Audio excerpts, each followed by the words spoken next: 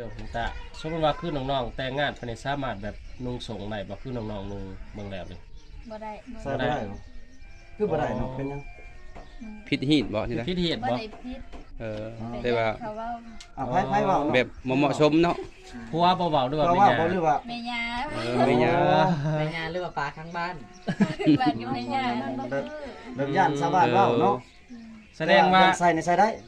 ใช้ได้เนาะ ใส่ได้แต่ว่าบ่อยากใส่ซื่อๆเอา คันใส่ก็ต้องในซ่อนสินนำบ่เอาสินซ่อนทางนอก อย่ามันหลุด คือเฮ็ดลายบอลเนาะคือเฮ็ดลายบอลเขาใส่ส่งนี่ต้องเอาสินอยู่ทางนอก แม่น นั่นบ่ จังเลย เอา เวลานอนได้ฉันนุ่งสงหรือนุ่งสินกันสมมุติว่า ก็สิ้นแล้วเนาะ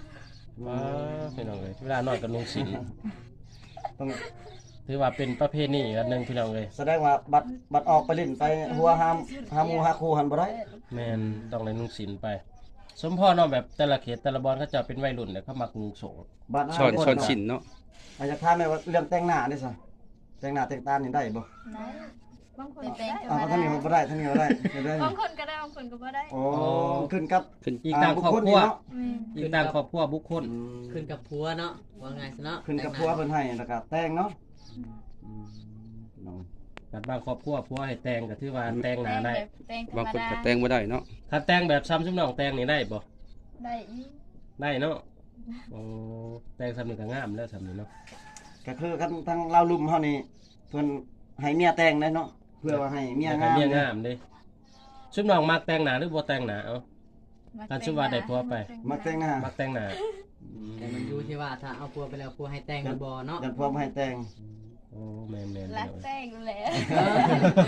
แม่น รักแต่งกับ รั พ่อ เนาะ พ่อหายที่บัดนี่ รักแต่งกับพิษกันกับแม่ย่าแหละบัด อืม ถ้าเซ็นหน้าสุดจะได้บ่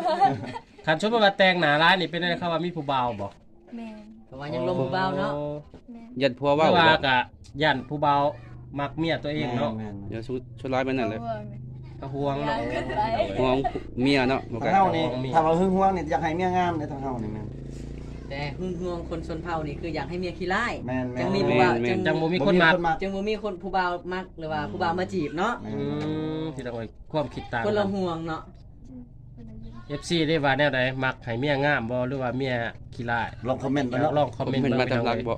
เฮาก็ฮักก็เคยเห็นอีกของประเพณีทางเขาเจ้าชนเผ่าตะโอยโอ้ย เก็บได้บ่